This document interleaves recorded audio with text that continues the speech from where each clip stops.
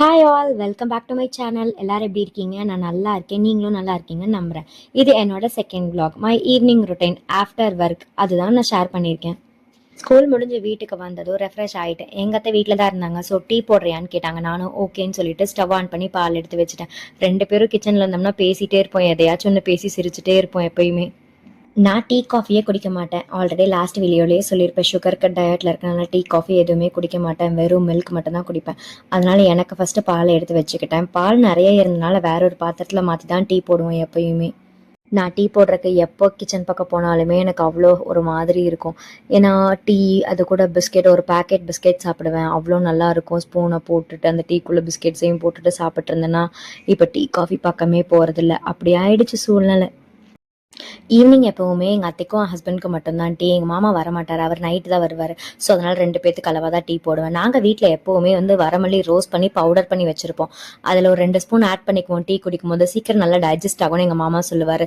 தென் as usual tea powder சுகரும் add பண்ணி நல்லா கொதிக்க வச்சு ஆஃப் பண்ணிட்டேன். ஈவினிங் எப்போவுமே உட்காந்து பொறுமையாக பேசிட்டு ஸ்நாக்ஸ்லாம் சாப்பிட்டுட்டு தான் டீ குடிப்போம். டே ஃபுல்லாக நடந்தது அந்த ஈவினிங் டீ குடிக்கிற டைமில் எல்லாருமே ஷேர் பண்ணிக்குவோம். வீட்டுக்குள்ளே இருக்கவே முடியல, வெயில்னால ஈவினிங் டைமில் ரொம்ப ஹீட்டாக இருந்தது. அதனால் வெளியே உட்காந்து டீ குடிக்கலாம் அப்படின்னு சொல்லி பிளான் பண்ணி வெளியே போய் உட்காந்து டீ குடிக்க ஸ்டார்ட் பண்ணோம். வெளியே போகும்போதும் கிளிப்ஸ் எடுத்தேன், அங்கே போய் உட்காந்து பேசும்போது கிளிப்ஸ் எடுத்தேன். பார்த்தா வீடியோ ஆன் ஆகலை, சிலதெல்லாம் பிளர் ஆயிடுச்சு. அதனால் நான் எதையுமே இந்த வீடியோவில் ஆட் பண்ணலை. நைட்டு டின்னருக்கு சப்பாத்தி செஞ்சுக்கலாம்னு சொல்லிட்டு ஆஃப்டர்நூனே டிசைட் பண்ணிட்டேன். வீட்டில் எப்போவுமே மேக்ஸிமம் கோதுமை மாவு இருக்கும். இதுக்கும் எங்கள் அத்தைகிட்ட ஒரு தடவை கால் பண்ணி கேட்டுக்கலாம்னு சொல்லி லஞ்ச் டைமில் கால் பண்ணி கேட்டால் அவங்க பக்கெட் ஓப்பன் பண்ணி பார்த்துட்டு சுத்தமாக முடிஞ்சுதுமா அப்படின்னு சொல்லி சொன்னாங்க. அடடா அப்படின்னு சொல்லிட்டு வரும்போதே கடையில் கொஞ்சமாக கோதுமை வாங்கிட்டு வந்துட்டேன். எனக்கு சப்பாத்தியே செய்ய தெரியாது. எங்கள் வீட்டில் எங்கள் அத்தை தான் எப்போவுமே செய்வாங்க. இப்போ தான் கொஞ்சம் கொஞ்சமாக பழகிட்டு இருக்கேன். ஹாட் வாட்டர் ஊற்றி பிணைஞ்சா சாஃப்டாக வரும்னு சொல்கிறாங்க. பட் எனக்கு அதெல்லாம் சுத்தமாக தெரியாது. நான் நார்மல் வாட்டர் ஊற்றி தான் பிணைஞ்சேன்.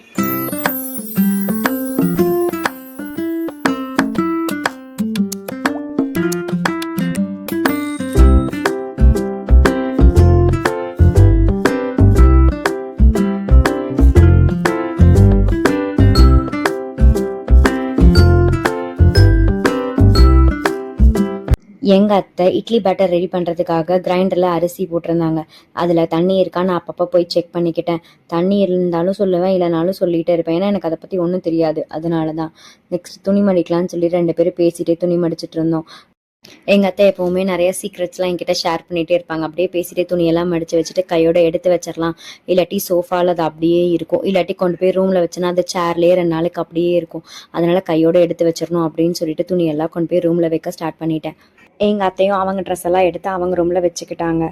துவைக்கிறது கூட ஈஸி தான், பட் ஆனால் அதை மடித்து எடுத்து வைக்கிறதா இருக்கிறதுலே பெரிய கஷ்டம். ஆல்ரெடி சப்பாத்திக்கு பிணைச்சி வச்சது, அதுவும் நல்லா ஊறி இருக்கும். சரின்னு சொல்லி கிச்சன் போனால் திருப்பி எங்கள் அத்தை கிரைண்டரை செக் பண்ண சொன்னாங்க. திருப்பியும் போய் அதை ஒருக்கா செக் பண்ணிவிட்டு வந்து பட்டர் மசாலா செய்ய ஸ்டார்ட் பண்ணிட்டேன். ஆனியன், டொமேட்டோ எல்லாத்தையும் கட் பண்ணிவிட்டு அது கூட ஜிஞ்சர் அண்ட் கார்லிக் 2யும் தோலையும் உரித்து எடுத்து வச்சுக்கிட்டேன். நெக்ஸ்ட்டு ஸ்டவ் ஆன் பண்ணி வடைச்சட்டி வச்சு அதில் கொஞ்சம் பட்டர் ஆட் பண்ணி பட்டை, கிராம் அண்ட் சோம்பு 3யும் ஆட் பண்ணிவிட்டு கட் பண்ணி வச்சுருக்க onion, tomato, ginger and garlic எல்லாத்தையும் போட்டு நல்லா வணக்கினேன். நல்லா வணங்கினது ஒரு மிக்சர் ஜாரில் போட்டு ஃபைன் பேஸ்ட்டை அரைச்சி எடுத்துக்கிட்டேன்.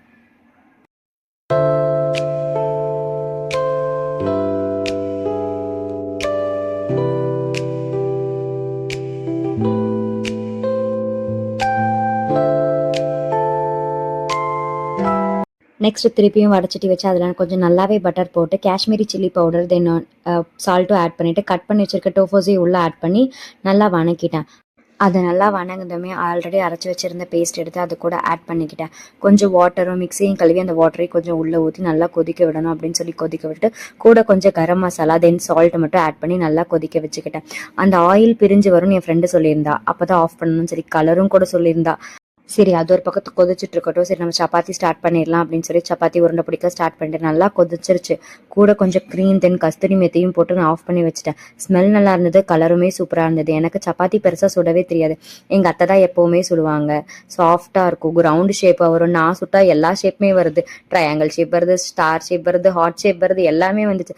சரி பரவாயில்ல போ, இன்னைக்கு வீட்டில் இருக்கவங்களுக்கு இதுதான் அப்படின்னு சொல்லிட்டு நானும் ஸ்டார்ட் பண்ணிட்டேன். கொஞ்ச நேரத்தில் சர்க்கிள் ஷேப்பு வந்துருச்சு. அப்பாடா அப்படின்னு சொல்லிட்டு சரி நம்மளும் சாப்பிடுவோம்னு சொல்லி நான் சாப்பிட ஸ்டார்ட் பண்ணிட்டேன்.